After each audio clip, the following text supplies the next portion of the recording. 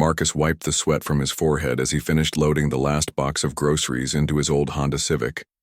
The October evening air was getting colder, and he could see his breath forming small clouds as he exhaled. His 8-year-old son Jamie sat in the passenger seat, quietly playing with a small toy car while waiting for his dad to finish shopping.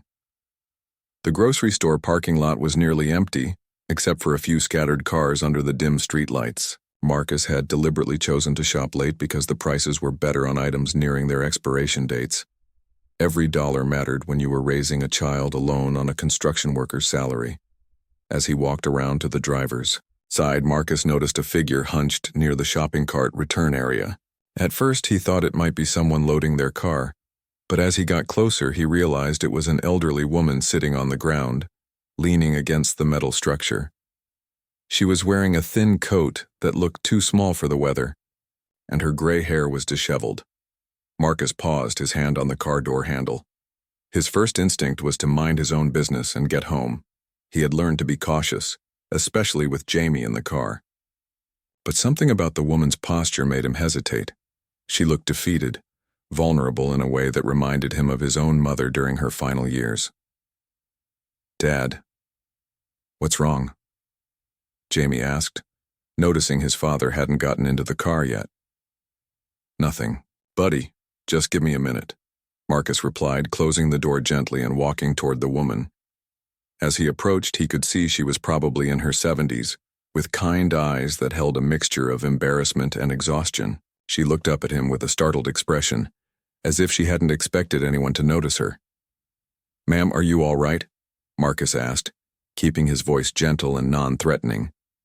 The woman attempted to stand but struggled. Marcus instinctively reached out to help her, and she accepted his assistance with a grateful nod.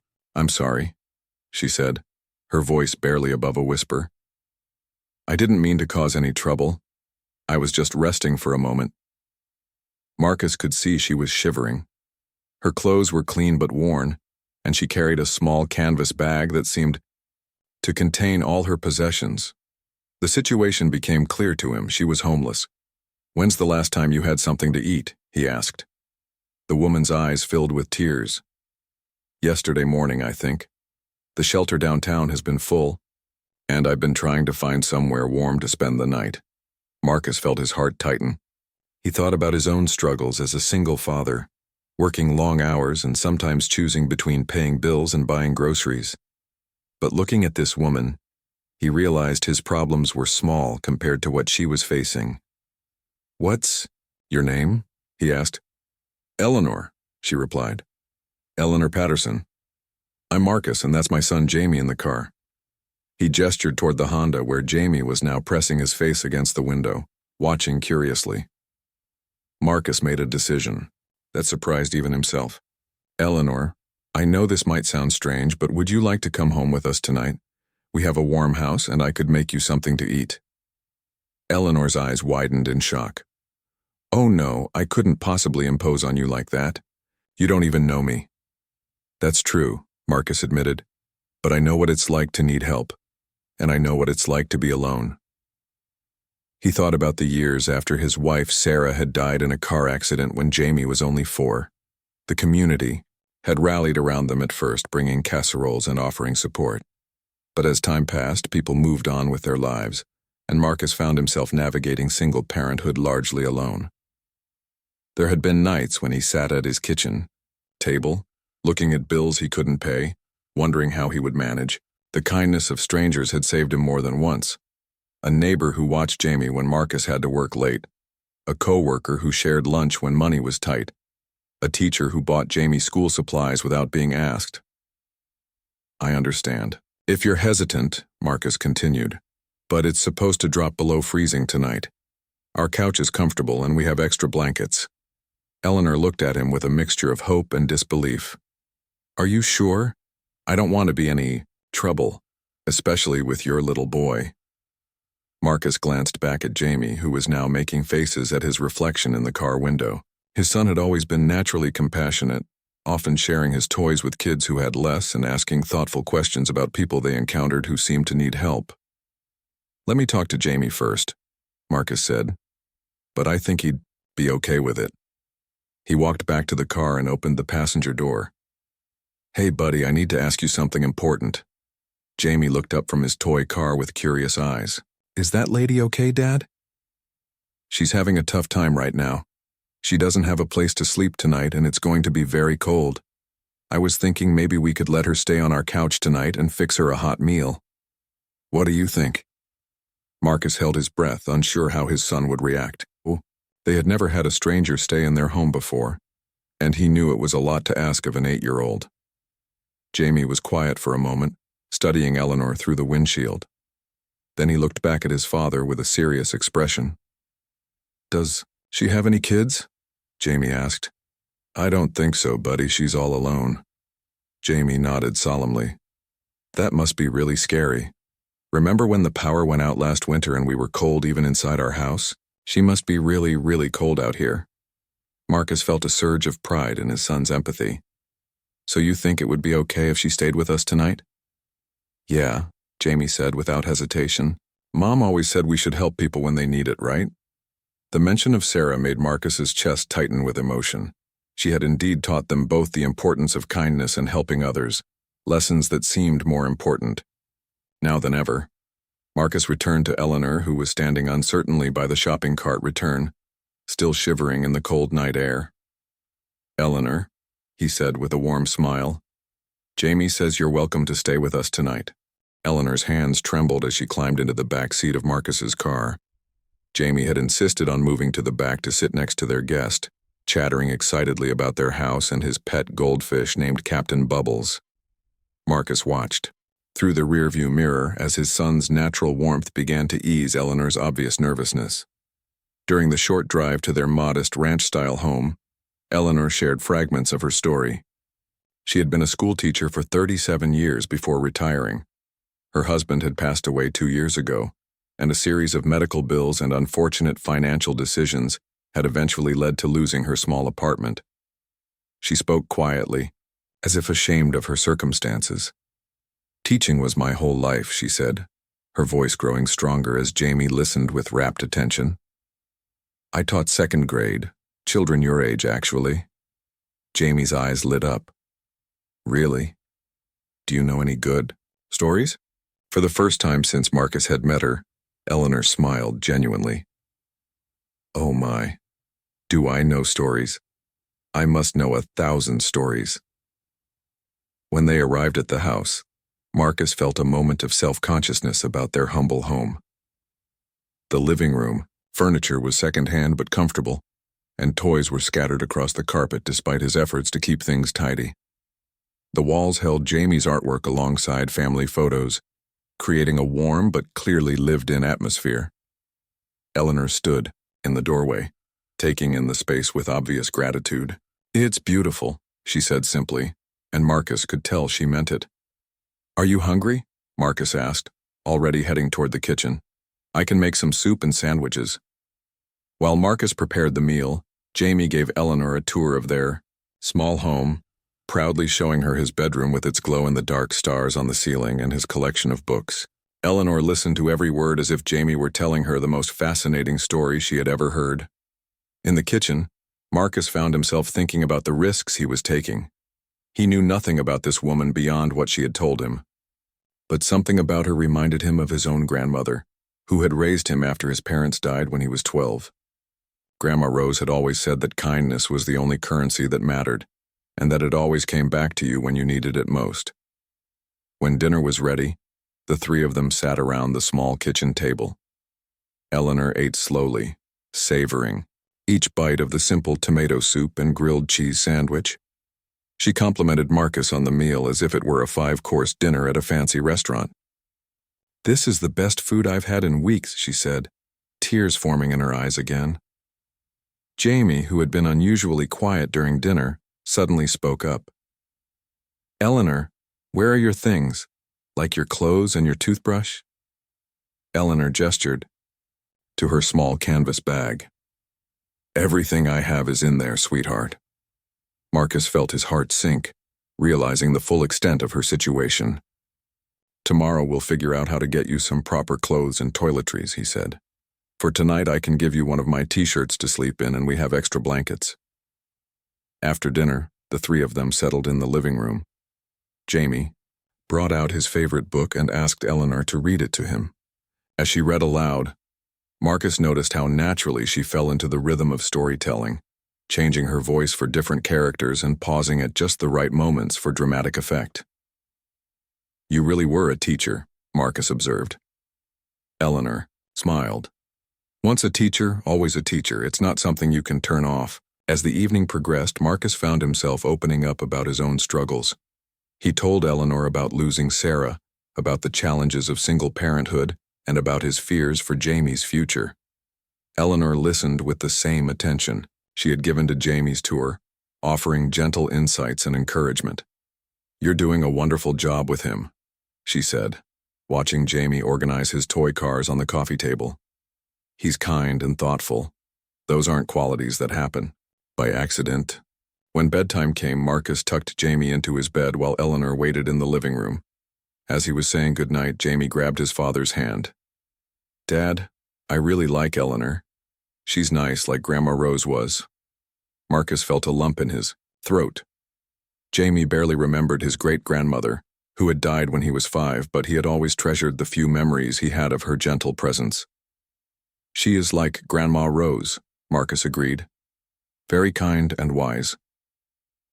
"Can she stay longer than just tonight?" Jamie asked. "She doesn't have anywhere else to go." The question caught Marcus off guard. He had been thinking the same thing but hadn't wanted to admit it to himself. The practical part of his mind listed all the reasons why it would be complicated. Money was already tight. They didn't really know Eleanor, and there were safety considerations. But the larger part of him, the part that remembered his grandmother's lessons about kindness and the community support that had helped him through his darkest times, was already considering the possibilities. "We'll see, buddy," Marcus said. "Let's take it one day at a time." When he returned to the living room, Marcus found Eleanor arranging the couch cushions and folding the blanket he had given her with military precision. She had changed into his oversized t-shirt, and despite the comical fit, she somehow managed to maintain her dignity. "Marcus," she said, "I want you to know how grateful I am, not just for the meal and the warm place to sleep, but for treating me like a person, like I matter." Her words hit Marcus harder than he expected. "Of course you matter, Eleanor. Everyone matters. You'd be surprised how invisible you become when you don't have a home," she said softly. "People look right through you, or they look at you with fear or disgust. You're the first person in months who has looked at me with kindness." Marcus sat down in his recliner, suddenly feeling the weight of the day. "I've been where you are, in a different way. After Sarah died, I felt invisible too, like I was drowning and no one could see me." They talked until late into the night, sharing stories about loss, resilience, and hope. Eleanor told him about her students over the years, the ones who had struggled, and the small victories that had made her career worthwhile. Marcus shared memories of Sarah and his fears about raising Jamie alone. As the conversation wound down and they prepared for sleep, Marcus realized something had shifted in his perspective. For the first time in years, he didn't feel quite so alone. Marcus woke up the next morning to the sound of quiet voices coming from the kitchen. For a moment, he was disoriented, forgetting about Eleanor's presence until the smell of coffee and something delicious cooking reminded him of the previous night's events. He found Jamie sitting at the kitchen table, fully dressed for school, while Eleanor stood at the stove making pancakes. She had somehow managed to make his old t-shirt look presentable by tucking it in carefully, and her gray hair was neatly combed. "Good morning," Eleanor said with a warm smile. "I hope you don't mind. Jamie was hungry and I found everything I needed to make breakfast." Marcus was amazed. The kitchen, which he had left somewhat messy the night before, was spotless. Eleanor had not only cleaned up, but had apparently organized things better than they had been in months. "Eleanor makes the fluffiest pancakes ever," Jamie announced, syrup already decorating his chin. "And she knows a song about a pancake that runs away from a farmer." "The runaway pancake," Eleanor explained. "It's an old folk tale that children love. Marcus sat down at the table, still trying to process this domestic scene. It had been just him and Jamie for so long that having another person in their morning routine felt both wonderful and slightly overwhelming. "Eleanor, you didn't have to do all this," Marcus said, accepting a plate of perfectly golden pancakes. "I wanted to," she replied. "It's been a long time since I've had someone to cook for. I forgot how much I missed it." As they ate breakfast together, Marcus found himself observing the easy interaction between Eleanor and Jamie. She listened to his chatter about school and his friends with genuine interest, asking thoughtful questions that showed she was really paying attention. "What's your favorite subject?" she asked. "I like reading, but math is hard," Jamie admitted. "Sometimes I don't understand what the teacher wants me to do." Eleanor nodded thoughtfully. "Math can be tricky. Would you like me to look at your homework sometime? I might be able to help explain it in a different way." Marcus felt a pang of guilt. He tried to help Jamie with homework, but often after a long day of physical labor, he found himself frustrated with concepts that seemed to have changed significantly since he was in school. When it was time for Jamie to leave for school, Eleanor surprised them both by walking him to the door and giving him a gentle hug. "Have a wonderful day at school," she said. "Remember, if math gets confusing, just think about it like a puzzle. Every problem has pieces that fit together to make a solution." After Jamie left, Marcus and Eleanor sat at the kitchen table with their coffee. The morning light streaming through the window made Eleanor look less fragile than she had the night before, and Marcus could see traces of the confident teacher she had once been. "Eleanor, I need to ask you something, and I want you to be completely honest with me," Marcus said. She straightened in her chair, preparing for what she clearly thought might be a difficult conversation. "Is there anyone looking for you? Family, friends, anyone who might be worried about where you are?" Eleanor's expression grew sad. "No. My husband and I never had children. We always thought we would, but it just never happened. My siblings are all gone now, and we lost touch with most of our friends after Robert died. The few people who might remember me probably assume I moved away or—" She trailed off, but Marcus understood what she meant. "What about the school where you taught? Former colleagues?" "I retired 8 years ago. Most of the teachers I worked with have retired or moved on. The few I stayed in contact with, well, I was too embarrassed to tell them about my situation. It's hard to admit that everything fell apart." Marcus nodded, understanding that shame all too well. After Sarah died, he had pushed away many of their mutual friends, partly because their presence reminded him of what he had lost, and partly because he felt like a failure for struggling so much with single parenthood. "Here's what I'm thinking," Marcus said carefully. "What if you stayed here for a while? Not just one more night, but until we can figure out something more permanent for you." Eleanor's eyes widened. "Marcus, I couldn't possibly—" "Hear me out," he interrupted gently. "Jamie really likes you, and honestly, so do I. You're good company, and you clearly have a lot to offer. What if instead of this being charity, we made it a partnership?" Eleanor looked confused. "What do you mean?" "I work construction, often 10 or 11 hours a day. Jamie goes to after-school care, but he hates it. He's always telling me how boring it is and how much he wishes he could just come home. What if you were here when he gets home from school? You could help him with homework, make sure he has a snack, just be here so he doesn't have to spend so much time in daycare." Marcus could see Eleanor considering the idea, but he also saw the doubt in her eyes. "I would pay you," he continued.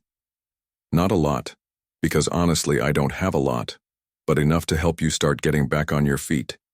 And you'd have a warm, safe place to stay while you figure out what comes next." "But you don't really know me," Eleanor protested. "How can you trust me with your son?" Marcus thought about this question, one that had occurred to him several times since waking up. "You're right. I don't know your whole story, but I know how you treated Jamie last night and this morning. I know you cleaned my kitchen without being asked and made breakfast for my son. I know you listened when he talked about his struggles with math and offered to help." He paused, trying to put his feelings into words. "Most importantly, I know what it's like to need help and not know where to find it. Someone gave me a chance when I needed one. Maybe this is my opportunity to pass that kindness forward." "Eleanor, was quiet for a long moment, staring into her coffee cup. When she looked up, there were tears in her eyes again. "Are you sure about this, Marcus? Really sure? Because if you are, then yes. I would be honored to help take care of Jamie. And maybe, if I'm being honest, taking care of someone again would help me too." Marcus felt a weight he hadn't even realized he was carrying begin to lift from his shoulders. The constant worry about Jamie being alone after school, the guilt about not being more available for homework help, the loneliness of handling everything by himself. Maybe those burdens could be shared. They spent the rest of the morning working out practical details. Eleanor would stay in the living room for now, though Marcus was already thinking about how he might convert his small home office into a bedroom for her. He would pay her what he had been paying for after-school care, which wasn't much but would give her some income. When Jamie came home from school that afternoon, he found Eleanor waiting with homemade cookies and a patient ear for his stories about his day. She helped him with his math homework, breaking down each problem into smaller steps that suddenly made sense to him. Watching them work together at the kitchen table, Marcus realized that Eleanor wasn't just helping Jamie with math. She was giving him something Marcus had been trying to provide but couldn't quite manage on his own: the feeling of having someone who was always glad to see him come home. 3 weeks had passed since Eleanor had joined their household, and the transformation was remarkable. Marcus came home each evening to find Jamie's homework completed, dinner started, and the house filled with a warmth that had been missing for years. Eleanor had settled into their routine as if she had always been part of their family. The arrangement was working better than Marcus had dared to hope. Eleanor had proven to be exactly what Jamie needed: someone with infinite patience for his questions, creative solutions for his homework struggles, and genuine interest in his 8-year-old observations about the world. She had even managed to teach him some basic cooking skills, and Marcus often found them collaborating on dinner preparations. But it was the small changes that touched Marcus most deeply. Eleanor had a way of making their modest home feel more like a real home. She had rearranged some furniture to create a cozy reading corner, had started a small herb garden in pots on the kitchen windowsill, and had somehow managed to organize their cluttered spaces without making Marcus feel criticized for his housekeeping skills. Eleanor herself was transforming too. The defeated, fragile woman Marcus had found in the parking lot was gradually being replaced by someone who stood straighter, smiled more often, and spoke with increasing confidence. She had used part of her first week's pay to buy some second-hand clothes that actually fit her, and Marcus had been amazed at how dignified and professional she looked when properly dressed. The real test came on a Friday afternoon when Marcus arrived home to find Jamie in tears at the kitchen table, while Eleanor sat beside him looking distressed. "What's wrong?" Marcus asked, immediately concerned. "There's a school project due Monday," Jamie sobbed. "We have to make a family tree, and I don't know what to do about Mom." Marcus felt his heart sink. These moments still caught him off guard, reminders that Jamie was growing up without his mother, that there would always be gaps in their family that couldn't be filled. Eleanor looked at Marcus uncertainly, clearly not sure if this was her place to help, or if she should step back and let Marcus handle it alone. "What kind of family tree?" Marcus asked, sitting down at the table.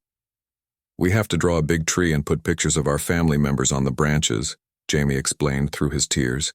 "Everyone else has grandparents and aunts and uncles and cousins. I only have you and the pictures of Mom." Marcus struggled with how to respond. They did have a few photos of Sarah's parents, who had died before Jamie was born, and Marcus's grandmother Rose, but it was true that their family tree would look sparse compared to most of his classmates. Eleanor reached over and gently touched Jamie's hand. "You know, sweetie, families come in all different shapes and sizes.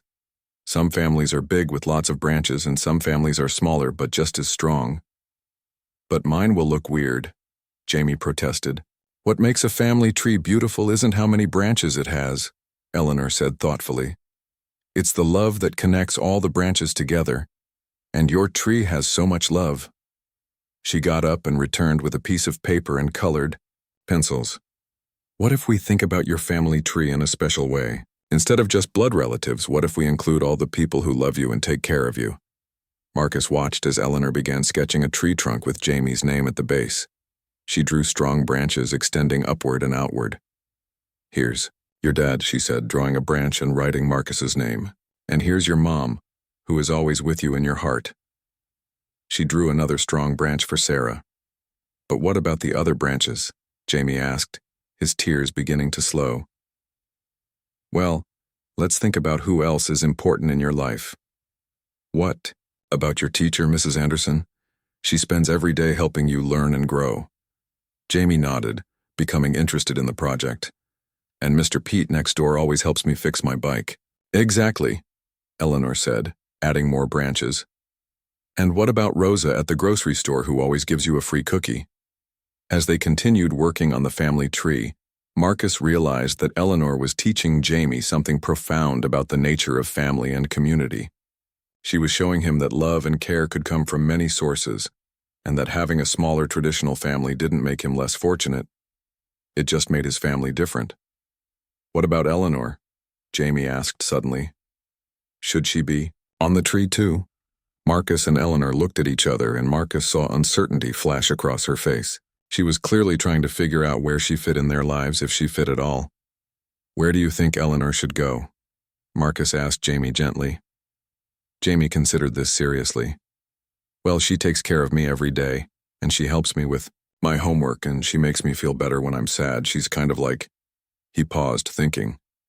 "She's kind of like a grandma, but not exactly. She's like Eleanor." Eleanor's eyes filled with tears, but they were different tears than Marcus had seen from her before. These were tears of joy and belonging. "I think Eleanor deserves her own special branch," Marcus said, "because she chose to be part of our family, and we chose to have her. Sometimes the best family members are the ones you find along the way." They spent the rest of the evening working on the family tree project together. Eleanor helped Jamie write descriptions of each person and why they were important to him. Marcus contributed stories about the various people in their community who had helped them over the years. By the time they finished, Jamie's family tree was beautiful and unique. It showed a small but strong core family surrounded by a community of people who cared about them. Instead of looking sparse, it looked rich with love and connection. "I think this is the best family tree in the whole class," Jamie declared proudly. That night, after Jamie had gone to bed, Marcus and Eleanor sat in the living room sharing a cup of tea. The family tree project lay on the coffee table between them, a visual representation of how their lives had become intertwined. "Thank you," Marcus said quietly, "for what you did tonight, for how you helped Jamie see that our family is complete, just different." Eleanor nodded. "He needed to understand that love is what makes a family, not just biology. And Marcus, I want you to know that being included in that tree means more to me than you could possibly understand." "You are part of our family now," Marcus said. "I hope you know that." Eleanor smiled, but Marcus could see there was something on her mind. "What is it?" he asked. "I've been thinking about the future," she said carefully. "This arrangement has been wonderful, more wonderful than I ever expected, but I don't want to become a burden. I've been looking into some programs for seniors, maybe finding a small apartment of my own." Marcus felt an unexpected pang of loss at the thought of Eleanor leaving. "Is that what you want?" "I want whatever is best for you and Jamie," she replied. "You've already done so much for me. I don't want to overstay my welcome." "Eleanor," Marcus said, "you're not overstaying anything. You've become essential to our lives. Jamie lights up when he talks about you, and honestly, I don't know how we managed without you." He paused, trying to find the right words for what he was feeling. "I know this started as a temporary arrangement, but it's become something more. You're not just helping us, you're part of us now. If you want to stay, I mean really stay, we want you here." Eleanor was quiet for a long moment, looking down at her hands. When she looked back up, Marcus saw hope mixed with disbelief in her expression. "Are you sure, Marcus? Really sure? Because if I stay, it won't be as a guest anymore. It would be as family." "That's exactly what we want," Marcus said without hesitation. "Family. 2 months after Eleanor had officially become a permanent part of their household, Marcus realized their lives had changed in ways he never could have anticipated. What had started as a simple act of kindness had evolved into something that was transforming all three of them. The most obvious changes were practical ones. Marcus no longer worried constantly about Jamie being alone after school or struggling with homework he couldn't help with. Eleanor had not only taken over those responsibilities but had exceeded every expectation. Jamie's grades had improved dramatically, particularly in math, where Eleanor's patient teaching methods had finally made concepts click for him. But the deeper changes were more profound. Eleanor had brought a sense of stability and nurturing to their home that Marcus hadn't even realized they were missing. She remembered things like Jamie's spelling tests and soccer games, helped him organize his backpack each morning, and created small traditions like making hot chocolate on Sunday mornings while they read the comics together. For Eleanor, the transformation was even more dramatic. The defeated woman Marcus had found in the parking lot had been replaced by someone who moved through their home with purpose and confidence.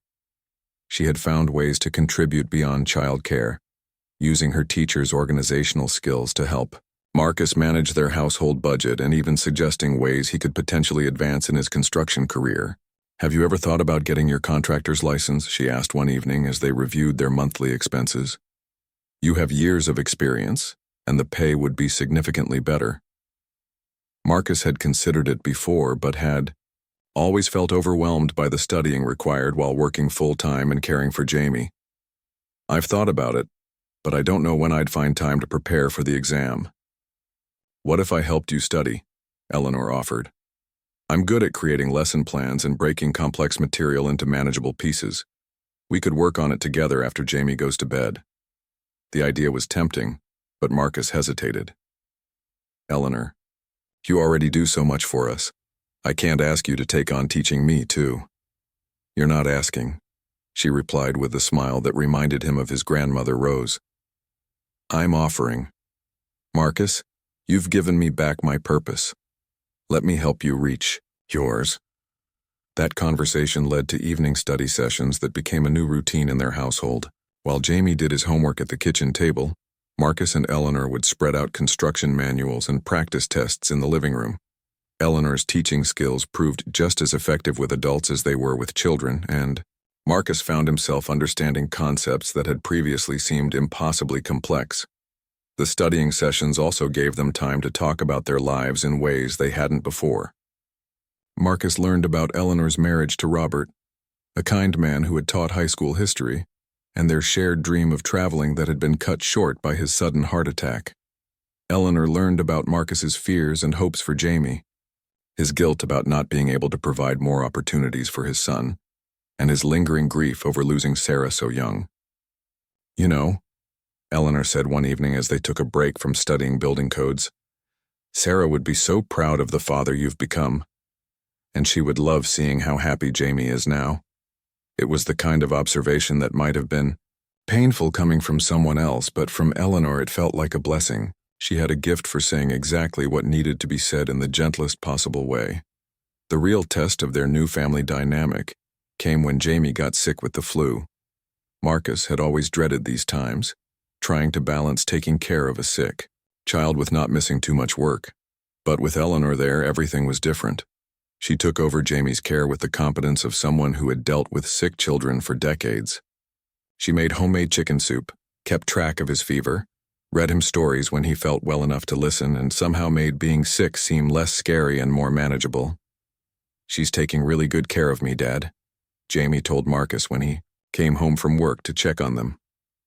"She knows exactly what to do." Marcus found Eleanor in the kitchen, preparing a tray with soup and crackers for Jamie. She looked tired but content, and Marcus realized that caring for his sick son wasn't a burden for her. It was exactly what she wanted to be doing. "How are you holding up?" he asked. "I'm in my element," she replied.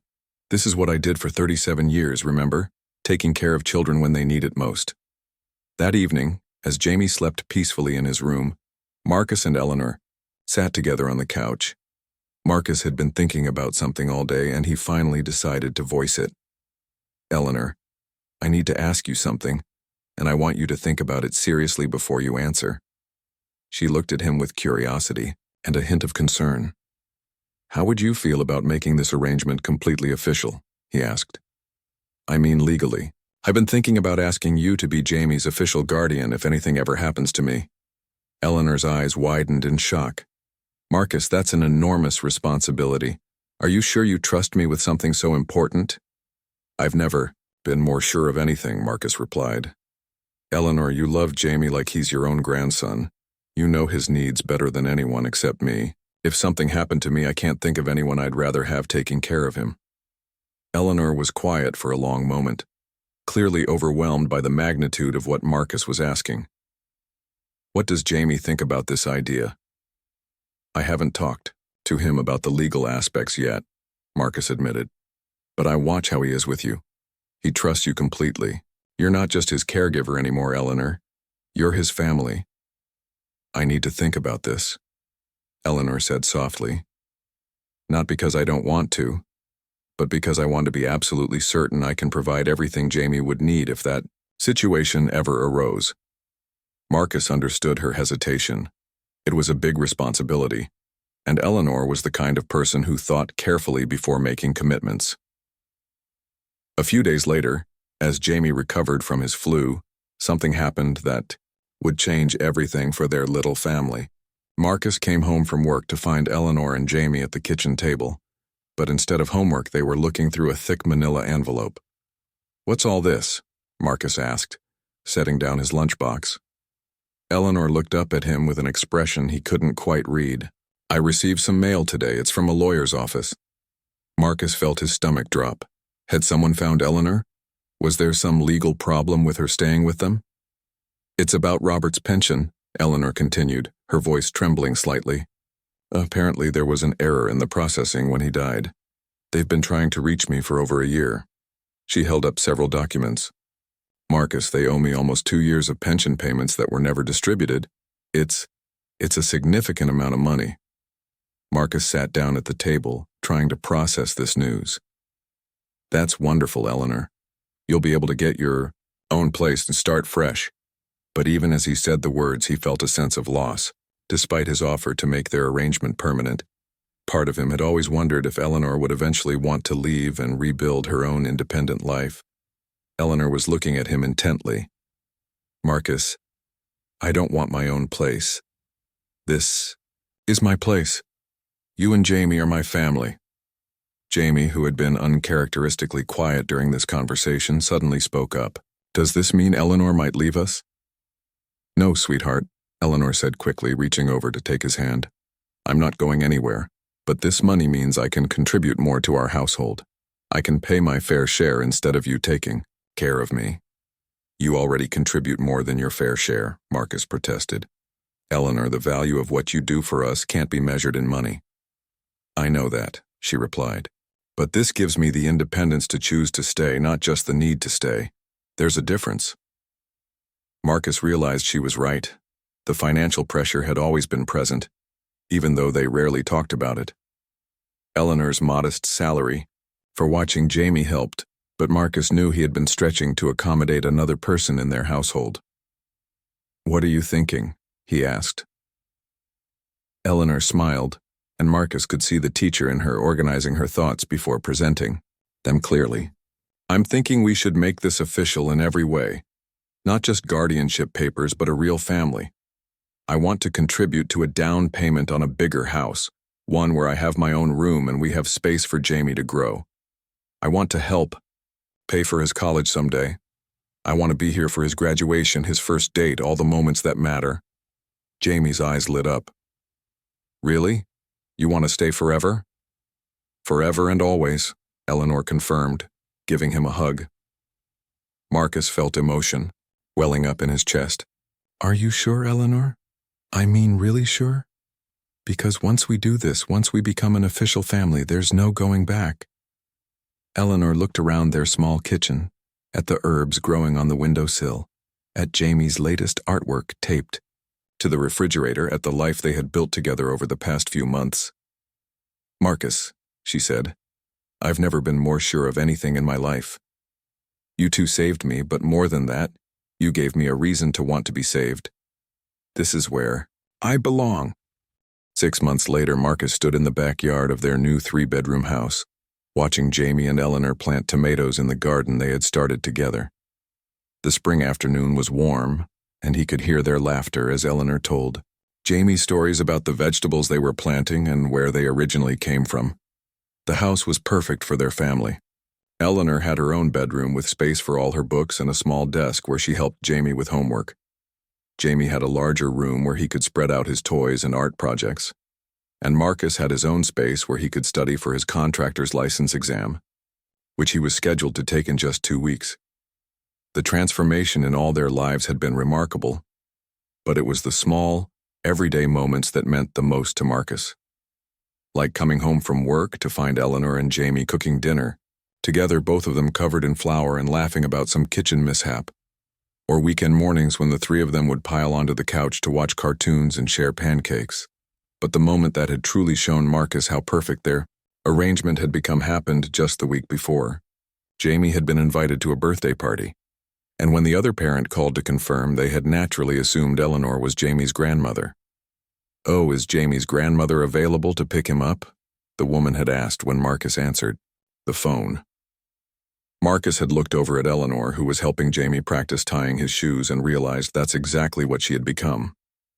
Not by blood, but by every measure that mattered. "Let me get her for you," Marcus had said, and when he handed Eleanor the phone, she had taken it with the easy confidence of someone who knew exactly who she was in their family. The legal papers had been finalized the month before. Eleanor was now officially Jamie's guardian in case anything happened to Marcus, and she had insisted on being added to all of Jamie's school records as an emergency contact. The school secretary had been confused about their relationship at first, but Jamie had solved that problem with 8-year-old directness. "She's my Eleanor," he had explained to anyone who asked. "She takes care of me and loves me, so she's family." Marcus had passed his contractor's exam on the first try, thanks largely to Eleanor's patient tutoring and her teacher's ability to help him organize complex information. His new license meant better paying jobs and more regular hours, which gave him more time to spend at home with his family.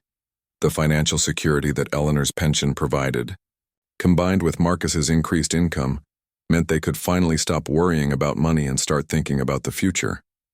They had started a college fund for Jamie, and Eleanor had insisted on contributing to it every month. Education is the one investment that always pays dividends, she would say whenever Marcus protested that he should be the one saving for Jamie's college. But perhaps the most significant change was in Eleanor herself. The broken, defeated woman Marcus had found in that parking lot had been replaced by someone who moved through the world with purpose and joy. She had reconnected with some of her former teaching colleagues and had even started volunteering at Jamie's school, helping other children who struggled with math. "Mrs. Eleanor is the best math helper in the whole school," Jamie announced proudly at dinner one evening. "All the kids want to work with her."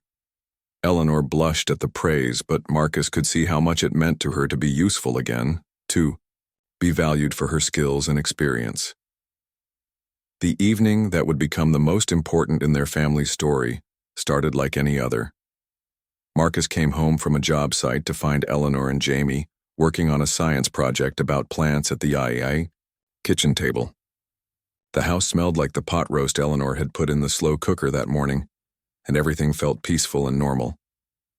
After dinner, as they cleaned up together, Jamie made an announcement that caught both adults by surprise.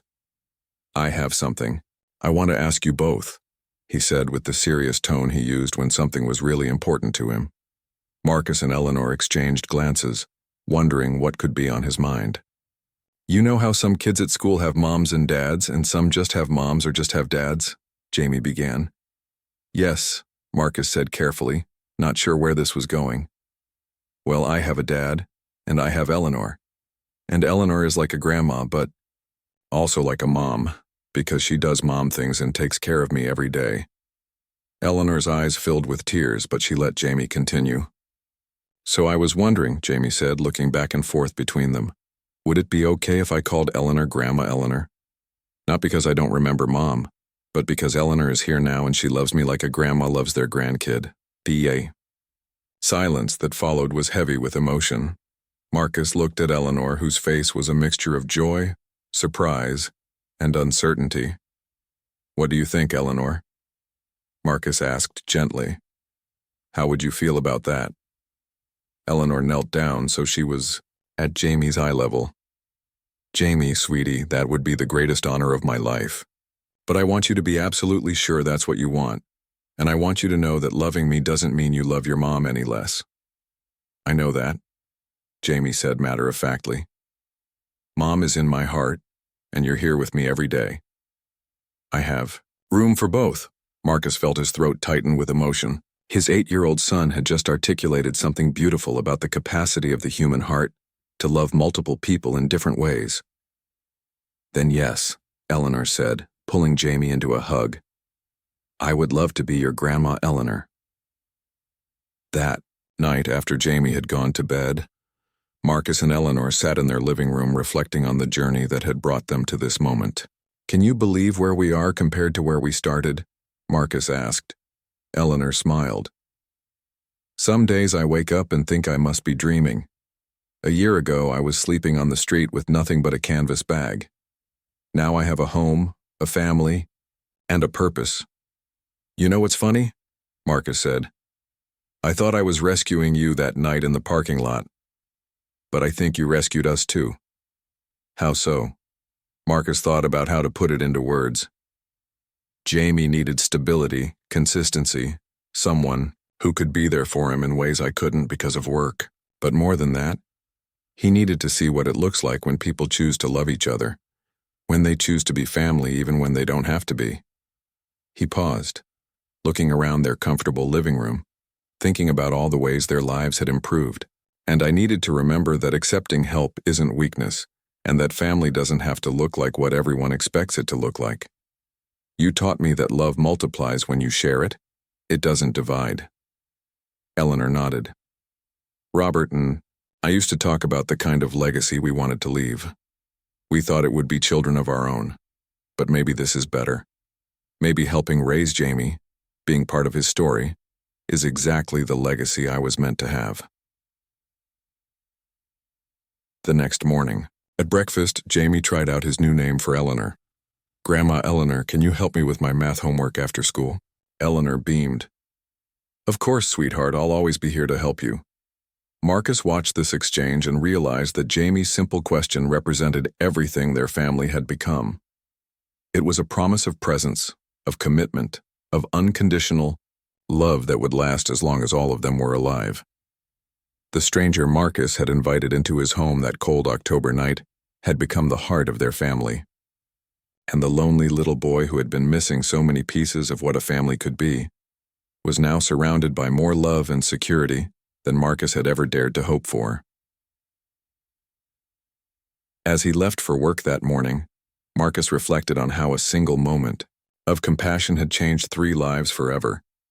He had opened his home to a stranger, but what he had really done was open the door to the family they were all meant to be.